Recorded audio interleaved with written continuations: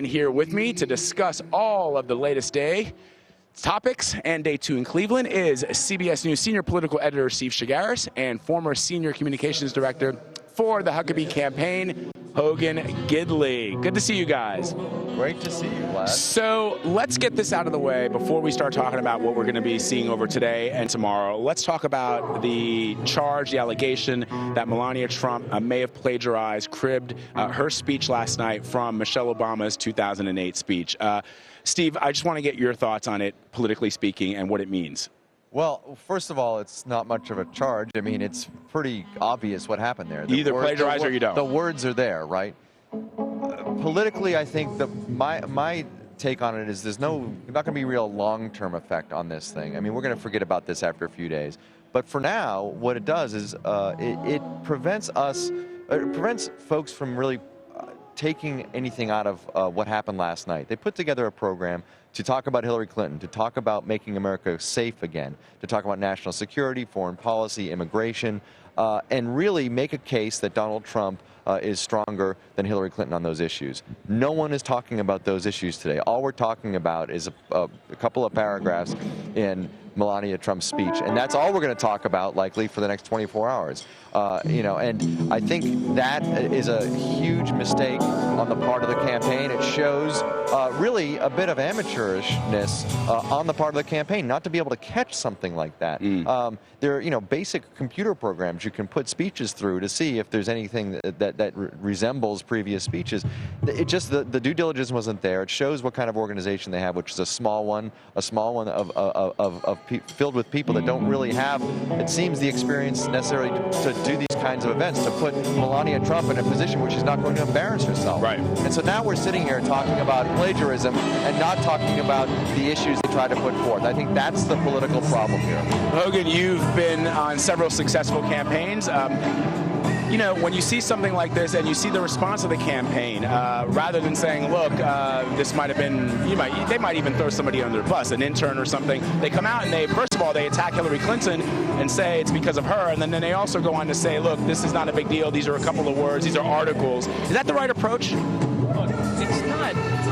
They didn't blame Hillary Clinton. They said that anytime Hillary Clinton's attacked, that's what she does, right? She's threatened by another powerful woman. So but she didn't respond at all last night. She only responded. I understand that her campaign did, and they had a good night to mock some of the things that happened here. But Steve's right. I mean, look, as journalists, they are desperately concerned about plagiarism because it's a no-no in the journalistic world.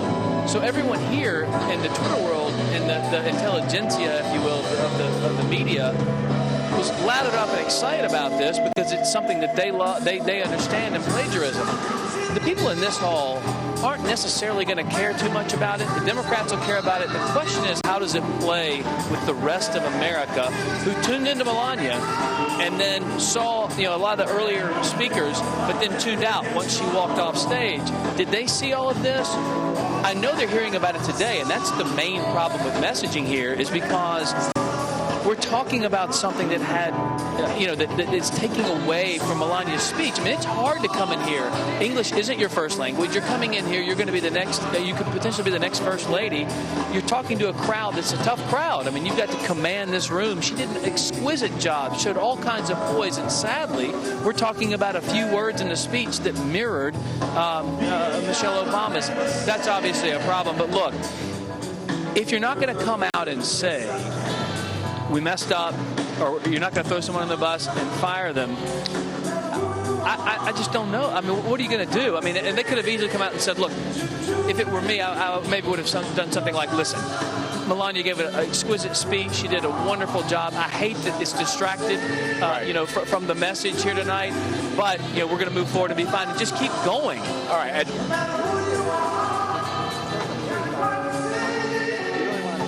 On these things.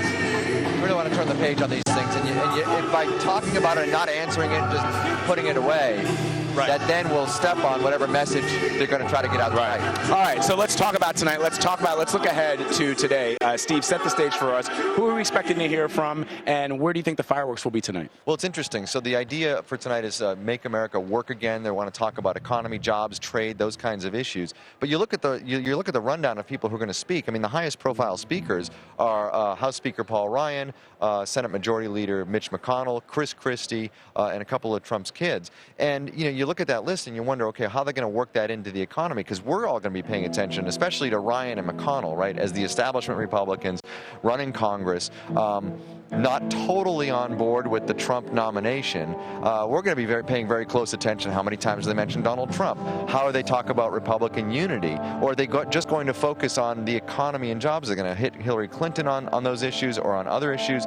Do they lose focus on this issue of making America work again by putting these varied speakers in here? There are some interesting speakers as well. You mentioned the president of the UFC, a guy who's built a multi-billion-dollar business, right? From very small, humble beginnings. And we talked about, last night we talked about Scott Baio and Antonio Sabato Jr., who don't have direct, I think, connections to national security. But Scott Baio really fired the crowd up. People really responded to his message. Well, and there's one woman who's going to speak later, Kimberlyn Brown, who's an actress, and everybody's like, why is a soap opera actress going to be speaking on Make America Work Again? And she's got an interesting story. I have to say I was pretty surprised to hear this. She quit acting and is running her own avocado farm and is going to lay the argument tonight that the country's trade deals are not working for small business owners like her. And she's getting a significant amount of time to speak about this.